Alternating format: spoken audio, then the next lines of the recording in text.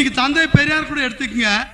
அவர் வந்து ஒரு காலத்தில் பிள்ளையாருடைய மிகப்பெரிய தீவிரவாதியாக இருந்தார், அவருடைய பக்தராக இருந்தார். ஒரு நேரத்துல ஒரு பாப்பானும் அவரும் பேசினிருந்தாங்க. பாப்பா பார்த்தா பூணூல் போட்டுதான். என்னன்னா நீ மட்டும் பூணூல் போட்டுங்கிற, எனக்கு பூணூல் போடலேன்னு கேக்குறாங்க. அட போய் நீ சூத்திரவாள், உனக்கு பூணூல் போடக்கூடாதுன்ட்டான். அப்ப நீ போட்டீங்கன்னா நான் பிரம்மம் அறிந்தவன், அதனால நான் பூணூல் போடுறேன்ட்டான். என்ன சூத்திரவாள் பொருளையும் சொன்னா அப்பா அடிச்சிட்டு இருப்பாரு. என்னன்னான்ட்டு அப்புறம் யோசித்தார். உடனே சமஸ்கிருத வார்த்தையான சூத்திராவுக்கு என்ன பாருனாக்கா, அங்கதான் தெரியுது இஸ் சன் ஆஃப் ப்ராஸ்டிடியூட்ன்றான்.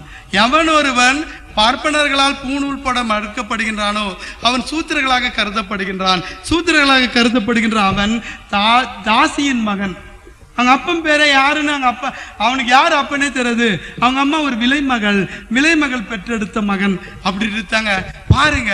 அவர் அப்படியே அதிர்ச்சி அடைஞ்சிட்டார் பெரியார். என் தாய் கற்புக்கு அரசி, என்னை பெற்றெடுத்த தாய் தான் எனக்கு கடவுள். ஆனால் நான் வணங்குகின்ற கடவுளோ என் தாயை தேவை இருந்துங்க, அந்த மதம் தேவைங்க. அதனால உனக்கு மானம் இல்லையா, உனக்கு ரோசம் இல்லையா, உனக்கு சூடு சொல்றேன் இல்லையான்னு கேட்கிறான்.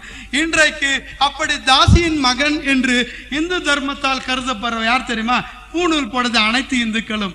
இன்றைக்கு தேவர் சகோதரன் பூணூல் போறதில்ல, அவன் தாசியின் மகன். இன்றைக்கு நாயுடு சகோதரன் பூணூல் போடுறதில்ல, அவன் தாசியின் மகன். இன்றைக்கு யாதவ சகோதரன் பூணூல் போறதில்ல, அவன் தாசியின் மகன். இன்றைக்கு முதலியார் சகோதரன் பூணூல் போறதில்ல, அவன் தாசியின் மகன்.